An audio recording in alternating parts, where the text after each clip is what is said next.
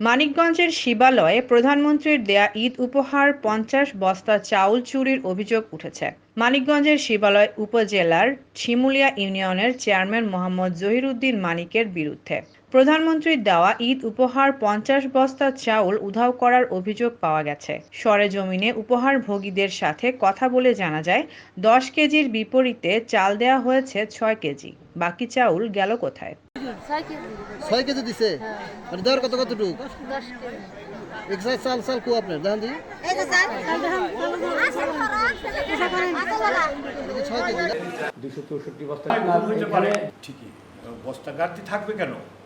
দিওর কম তো দেওয়ার কায়দা নাই। ভুলে আমি বলতেছি, ভুলে 2 বস্তা 1 বস্তা কম আসতে পারে, ভুলে। তাছাড়া গুনায় টোটাল রিসিভ করছেন 264 বস্তা। না, এরকম তো আমার জানা নেই। প্রতি তারিখেই ওই একজনের দায়িত্ব দিয়ে পাঠাই, তো প্রতি তারিখই তো মাল ঠিকই নিয়ে আসে।